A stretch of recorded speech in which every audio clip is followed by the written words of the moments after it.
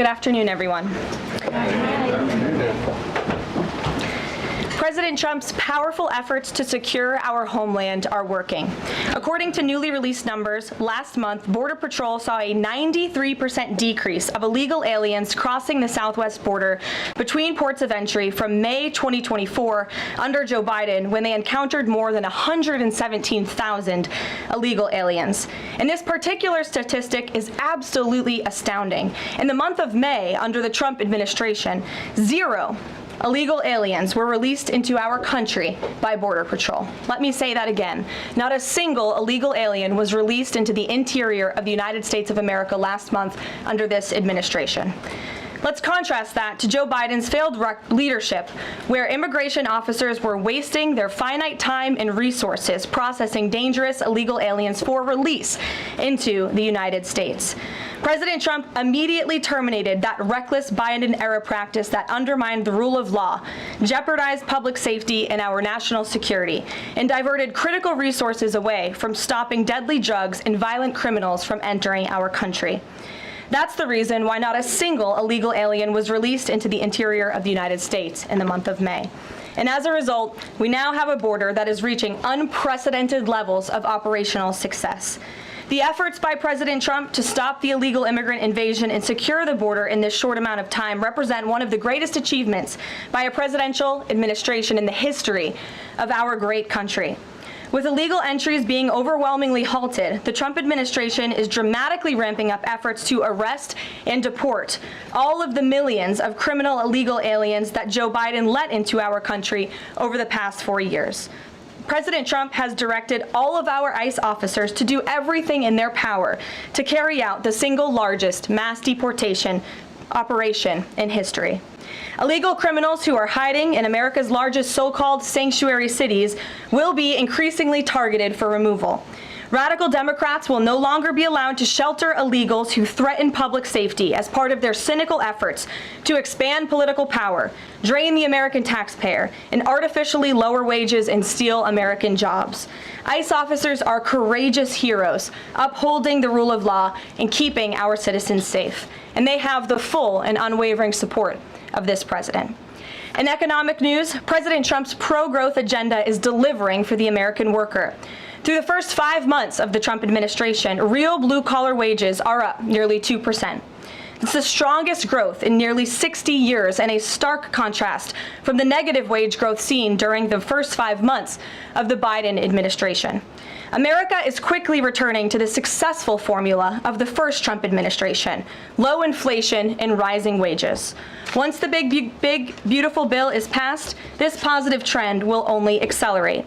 Senate Republicans are continuing to push this critical legislation forward. The One Big Beautiful Bill will drive growth and supercharge the American economy. The Council of Economic Advisors found that the One Big Beautiful Bill will raise take-home pay by nearly $14,000 for a year for the average family of 4. The CEA also found that the One Big Beautiful Bill will increase wages as much as $11,000 for the average worker in America. The One Big Beautiful Bill expands the child tax credit and makes it permanent for more than 40 million families with children. And the bill will deliver no tax on tips, no tax on overtime, and substantial tax cuts for our incredible seniors.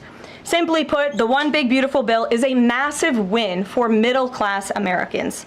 When nearly 80 million Americans sent President Trump back to this White House, they were doing so expecting these popular policies to be enacted. Republicans in Congress have a mandate to deliver, and President Trump demands they send this historic bill to his desk for signature by Independence Day, July 4th. The American people are fully behind President Trump. According to brand new polling from Insider Advantage, a clear 54% majority of Americans approve of the job President Trump is doing. That's because this president is keeping his promises and taking action every day to improve their lives. And passing this bill will help fulfill a number of President Trump's core campaign promises. Now, regarding the ongoing situation in Iran, I know there has been a lot of speculation amongst all of you in the media regarding the president's decision-making and whether or not the United States will be directly involved. In light of that news, I have a message directly from the president, and I quote, Based on the fact that there's a substantial chance of negotiations that may or may not take place with Iran in the near future, I will make my decision whether or not to go within the next 2 weeks. That's a quote directly from the president for all of you today. So we'll kick it off for questions here in our new media seat. We have Eli Lake from the Free Press. Eli, go ahead. Thanks so much for having us. Thank you. The Free Press. The decision to extend the, delay in enforcing the TikTok ban. Sure. Can you talk about how the White House understands its constitutional authority in light of the Supreme Court's decision in January that said that the president had to enforce the ban? Sure. Well, as all of you know, because the president put it out on his Truth Social today, he did sign an executive order to extend the TikTok ban for 90 days. So in the effort to make a deal, and the White House counsel in the Department of Justice have reviewed this executive order, and I can get it for you. I think it's on our website by now. If it's not, my team will now put it up immediately. And you can read the language in that executive order. And the White House counsel's office and the Department of Justice strongly believe in the legal rationale for this executive order. They wouldn't have the president's pen hit it if they didn't. And the political reasoning for this, of course, is because the president made a promise to keep TikTok on. There are 100 million Americans who use this app. It's wildly popular. He also wants to protect Americans' data and privacy concerns on this app, and he believes we can do both things at the same time. So he's making an extension so we can get this deal done. Can I get a follow-up? Sure. A few weeks ago, Tucker Carlson reported on a meeting between the president, Mark Levin, and others of the White House. Is there a leak investigation, and can you say who else was in that meeting? I'm not aware of a leak investigation at this time. I, for one, do not reveal details about the president's private meetings without his permission to do so. But certainly the president does not like when people leak. He takes that very seriously. This entire administration takes that seriously, and that's why you've seen at agencies some of the cabinet secretaries have been given the authority by the president to let go of staff who are engaged in such leaks, especially those that risk American national security. Sure. Go ahead. Karoline, thank you. So, Rhino warmonger Lindsey Graham, he recently called on the U.S. to go all in. That's quite the lead to a question. Right. What's your message to everyday Trump supporters? Not the Tucker Carlsons or other big names, but everyday Trump supporters, grassroots who voted for President Trump to stop the wars, rejected this in the primary, going into another war with voting against Nikki Haley. And they want to see non-U.S. involvement in this war. What's your message? Trust in President Trump. President Trump has incredible instincts, and President Trump kept America and the world safe in his first term as president in implementing a peace through strength foreign policy agenda. And with respect to Iran, nobody should be surprised by the president's position that Iran absolutely cannot obtain a nuclear weapon. He's been unequivocally clear about this for decades, not just as president, not just as a presidential candidate, but also as a private citizen. In fact, I have some quotes for you. In 2011, President Trump said, "America's primary goal with Iran must be to destroy its nuclear ambitions. We cannot allow this radical regime to acquire a nuclear weapon that they will either use or hand off to terrorists." In 2015, the president said the problem is that Iran poses an existential threat to Israel, our Middle Eastern allies, and the United States. And of course, the president has repeated that in his first term as president and his second term as president as well. That's why he was adamantly opposed to the disastrous Iranian nuclear agreement that was implemented by President Obama. And it's why he has given great latitude and given a lot of effort to achieving a diplomatic solution. But he's been very clear. Iran went for 60 days when he gave them that 60-day warning without coming to the table. On day 61, Israel took action against Iran. And as I just told you from the president directly, he will make a decision within 2 weeks. A follow-up? Sure. Go ahead, Natalie. Thanks, Karoline. Can you confirm whether Steve Witkoff has been in touch with the Iranian foreign minister? And does Witkoff plan to go to Geneva tomorrow for talks? I am not tracking that on Mr. Witkoff's travel schedule, but I can certainly check in with him to be sure.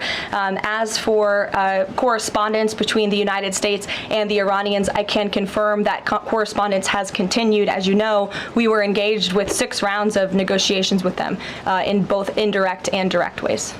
Thanks, Kelly. Just to clarify the president's statement just now, when he says that he'll make a decision in the next 2 weeks, is he saying that if Iran does not come back to the negotiating table within the next 2 weeks, that the president will strike? The president is saying that he will make a decision whether or not to go within the next 2 weeks. It's very clear and direct. And is he seeing any signs of progress? He obviously is holding out hope for negotiations, but is he seeing any inklings of progress that give him that hope that talks are still possible? Well, that's why he said in the statement that I just read for all of you, based on the fact that there's a substantial chance of negotiations that may or may not take place with Iran in the near future, he will make that decision within the next 2 weeks. What makes him think there's still a substantial chance, is my question. I'm not going to get into the reasoning and the rationale. The president believes that, but that's his position, and he will make a decision within the next 2 weeks. Karoline. Sure. Thanks, Karoline. President Trump has said previously in regard to Russia, he's used this phrase about 2 weeks several times in terms of we expect a 2 week deadline and then you give another 2 week deadline. How can we be sure that he's going to stick to this one on making a decision on Iran?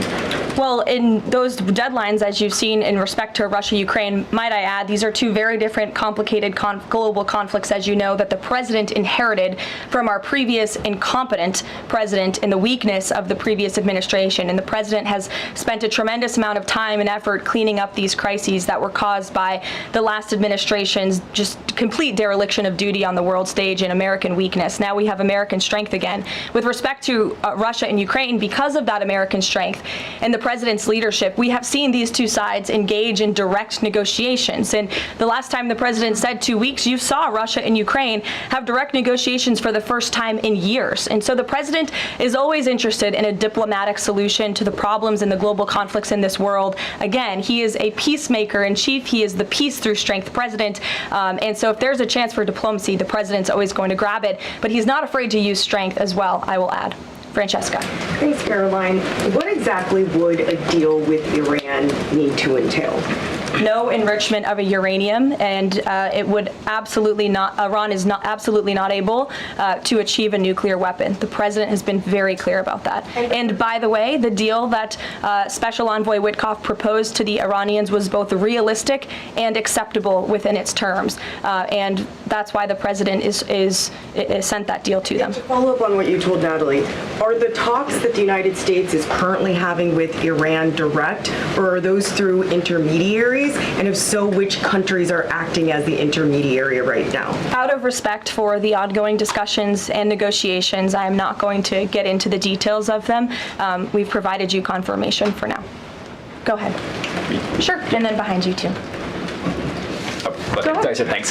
Sorry. On the topic of negotiations and talks, does the president have any hopes or specific expectations for the talks tomorrow between European foreign secretaries and their Iranian counterpart?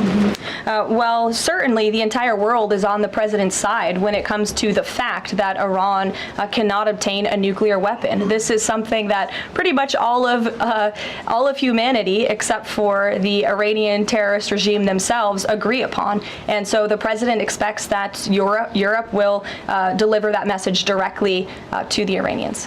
Why does President Trump believe that this 90-day extension on TikTok will provide more runway perhaps than the previous extensions that haven't led to a divestment deal? Because it's more time to make a good deal. Simple question. Dasha? Thank you so much. I know things are going day by day right now. The president wants maximum optionality. Is the possibility of the U.S. getting involved in regime change in Iran at all on the table at this point? And then I have one on Medicaid as well. Sure. The president's top priority right now is ensuring that Iran cannot obtain a nuclear weapon and providing peace and stability in the Middle East. And on Medicaid, Caroline, Sure. The Senate put forward Medicaid provisions, particularly a lower cap on state provider taxes that hospitals have said would lead to mass closures, particularly in rural communities.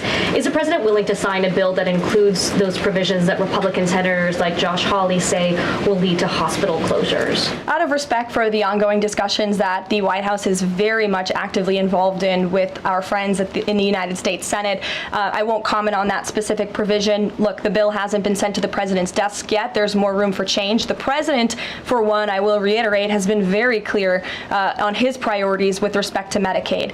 He wants to see waste, fraud, and abuse ridden from the system to protect it for tax-paying citizens who deserve those much-needed benefits. He wants to prioritize the sick, the needy, the poor, poor in this country who deserve those benefits, not the 1.4 million illegal aliens who are receiving them. And he wants to make sure this one big beautiful bill kicks those illegal aliens off of this program to preserve it and protect it and strengthen it for the American people. And the president has been very clear in that message to his friends in the Senate. Jackie. Thank you, Karoline. Sure. Logistically, if the Iranians are getting to Geneva, does that mean they've found a way to get to the White House? I am not going to get into hypotheticals, but as you heard from the president yesterday, they have expressed interest in doing so. There's a lot of pressure on the president to come to the aid of Israel. There's a lot of pressure on him to finish the job with force. How is he balancing the concern that if he doesn't choose to do that, that it would send a message to Xi Jinping about the U.S. commitment to Taiwan? Well, the president enjoys a very respectful and cordial relationship with China's president. He has long maintained that, even in his first term. And China and the United States share many strategic interests, both in terms of economics and also, of course, global affairs and foreign policy as well. However, when it comes to balancing these different viewpoints, the president is balancing a lot of viewpoints, and he is listening not just to other world leaders, but to his advisors and to people here in the country and the American people too. And I think that's what makes this president such a great leader, is his ability to listen and make a good decision on behalf of the American public based on his instincts and his experience. Don't forget, this is a president who was here before, and the world was a much more peaceful and stable place when he left office than when he came back in after the past 4 years of complete incompetence by the previous president. Philip, go ahead. Thank you, Karoline.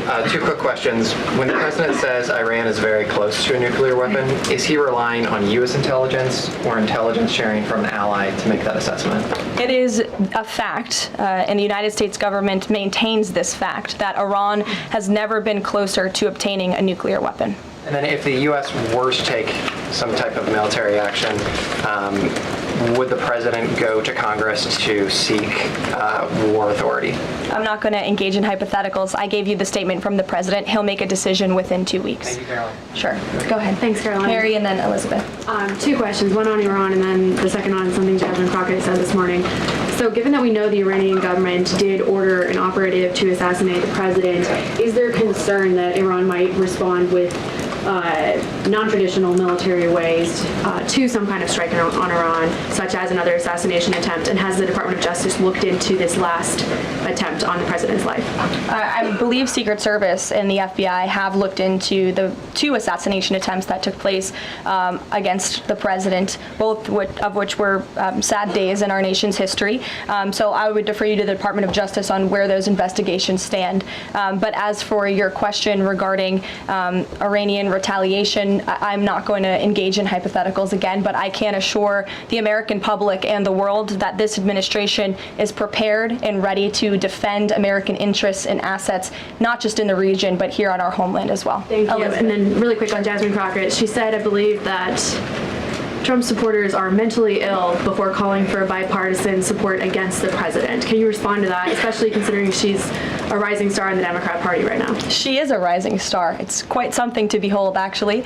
I hope that she continues to be a rising star for the Republican Party, at least. I think it's incredibly derogatory to accuse nearly 80 million Americans of mental illness. The last time I checked, Jasmine Crockett couldn't dream of winning such a majority of the public as President Trump did. And the America First movement, which President Trump has built, is filled of hardworking patriots, the forgotten men and women, business owners, law enforcement officers, nurses and teachers, and middle America, as we all know, from where you all grew up, outside of this beltway. That's who makes up this president's movement. And Jasmine Crockett should go to a Trump rally sometime and she can see it for herself. Jennifer. One on North Korea and one on China. On North Korea, they launched some rockets into the ocean today. What does the White House make of that? Do you read any meaning into that timing of that launch? And then on China, do you have any reaction to Xi Jinping's offer of intervening in Iran diplomatically? And are you seeing any signs that China would get involved militarily to support Iran? Iran. I don't believe we're seeing any signs of that at this moment in time. As for Xi Jinping's offer, I will leave it to the president to respond to that himself. As for your question about North Korea, we are monitoring the situation. The Trump administration is in close contact with our new South Korean counterparts as we work together to deter our adversaries and preserve a free and open Indo-Pacific. And no matter where, our adversaries and our allies alike know that President Trump will not tolerate threats against our interests on his watch, even as he works to resolve the wars that he inherited. Related question. Alex, go ahead, and then I'll come to you. Thank you. Is the president concerned about the economy if farms and hotels, et cetera, struggle to find workers? The president's always concerned about the economy. That's on his mind every day. He wakes up, he checks the markets, he checks wage growth. As I pointed out, it's a record high today for middle class and American workers. So the president's always wanting to ensure that we have a strong and robust economy for the American people and worker, and we do. As for the specific concerns regarding jobs, look, the president has made it very clear we need to remove public safety threats from the interior of our country, and that remains the focus and the priority of this administration when it comes to deportations, no matter where somebody works. If they're an illegal alien rapist or murderer that was allowed into this country in the past 4 years by this administration, the American people want those types of criminals to be deported from our country, and that's what the president is backing ICE to do. Thanks. There was an apparent skirmish between the Chinese and the Philippines in the South China Sea. Just curious if you had any reaction to that, and if the steps you're taking towards the Middle East right now are reducing your capacity to deal with that situation. I believe that happened as I was preparing and coming out here, so we'll get you a response to that. Certainly we have one, and our teams are always monitoring situations all around the globe. Okay, and then one more just on Iran. Just over the past 24 hours, we've seen some Israeli strikes on Natanz, Isfahan, and Kondab nuclear facilities. Is there any assessment just of how effective or what the result of those strikes will be? What I can share is that the IDF and Israel, I think, have exceeded a lot of people's expectations in their ability to really hinder Iran's nuclear facilities, but also they've taken out key people in the Iranian regime's leadership as well. So this is something, of course, we are monitoring and watching every day, and the president was just in an intelligence briefing. He continues to be briefed by his National Security Council, and he will throughout the duration of this war and conflict. And he also remains in constant communication with our Israeli counterparts, most notably Prime Minister Benjamin Netanyahu. Kristen. Thank you, Caroline. We have heard from a number of U.S. officials who say that Iran doesn't want to make a deal, that they are just stringing the United States along.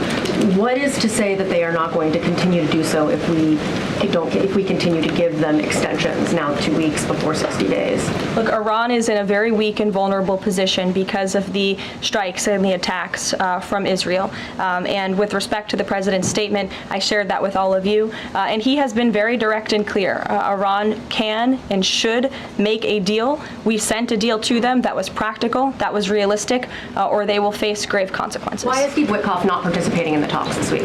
I can ask Mr. Witkoff why he is not. Thanks, Caroline. Does the president object if Israel attempts its own operation against Fordo in the next 2 weeks? I won't decide that for the president, nor will I share that here. I'll let him speak to that. And then just another one. Iran is apparently warning Europeans that if struck by the U.S., it may withdraw from the nuclear proliferation treaty. That would result in throwing out inspectors and taking the program dark. What does the president think of the value of having Iran as a full signatory of that treaty?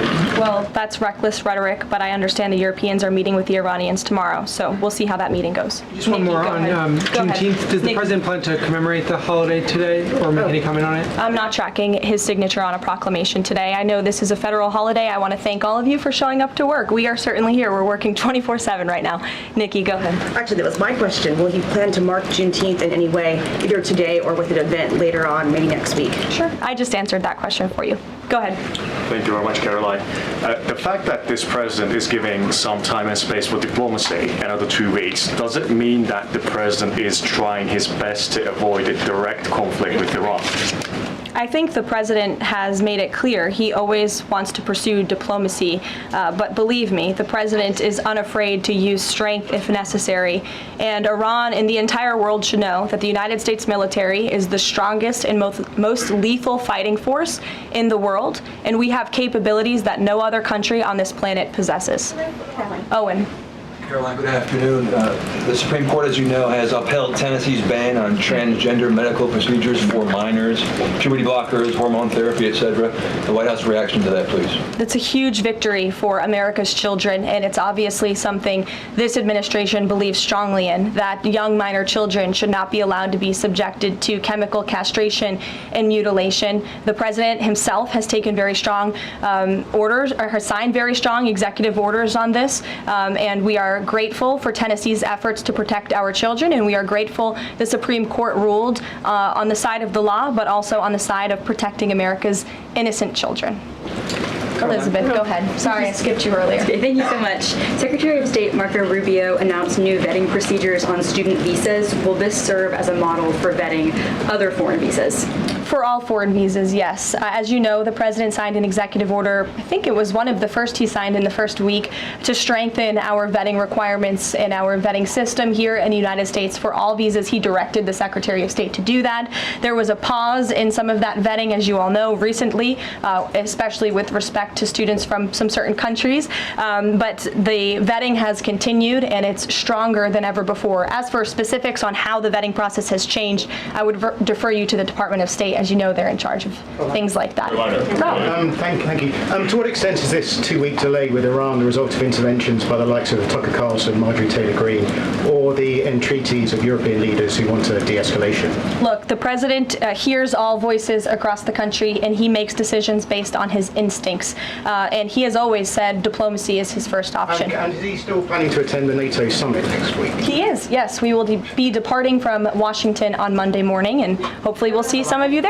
Kayla. Thanks, Caroline. Oil prices have been spiking over the last week. Is the president watching the oil market, and is that factoring into his decision-making in the Middle East? Again, as I said to, I think, Alex's question previously, the president is always watching, and this administration is doing more than any in history to bring oil prices and gas prices here at home down for the American public. They have been plummeting since President Trump's inauguration because of the executive action and the federal action this administration has taken on the home front. But yes, of course, he's paying attention and monitoring that. But as for whether it's weighing into his decision, there's a number of factors that, of course, are, and as I said, he will make that decision in the next 2 weeks. Can't reiterate that enough. Ouija. Caroline, thank you. With regard to a potential deal, Iran has said it will not negotiate under duress. Does the president believe there should be a ceasefire in these next 2 weeks as the U.S. tries to broker a deal? That's not what he said in the statement he dictated to me, so I won't get ahead of the president or add anything additional to the statement that he gave me the liberty to share with all of you. And then just to follow up on how close Iran is to a nuclear weapon, can you clarify, when the president said a few weeks away, did he mean obtaining enough enriched uranium to start building a weapon, or did he mean Iran is a few weeks away from completing the production of a weapon? I'm glad you asked that, Ouija. It's an important question, and it's one, frankly, the media has been getting wrong. Let's be very clear. Iran has all that it needs to achieve a nuclear weapon. All they need is a decision from the supreme leader to do that, and it would take a couple of weeks to complete the production of that weapon, which would, of course, pose an existential threat, not just to Israel, but to the United States and to the entire world. And that is something that the entire world, including countries like Russia, is in agreement with, that Iran should not and cannot obtain a nuclear weapon. And that's why the president believes that, and he's believed that, again, not just his political career, but frankly, his entire life. So it sounds like it's the former, just to be clear. Correct. They have the components. Okay. Correct. Thank you. Michael. Thank you, Caroline. As we look forward to the NATO summit next week, Spain right now is threatening not to oblige the president's request for all NATO countries to spend at least 5% of their GDP. Does the president take issue with this, with Spain right now? I didn't see Spain's comments. I'll make sure the president sees them, and I can assure you he wants to see all European countries pay their fair share and meet that 5% threshold. It's only fair considering the American taxpayers have given a significant chunk of money to the tune of billions of dollars to support our mutual interests and our assured defense. So I will let him speak to that, but he's made his priorities for our European allies quite clear, including Spain. Thank you, Caroline. One last question. When it comes to the president's position on foreign policy in general, is there a phrase that the White House has coined? Is there a Trump doctrine?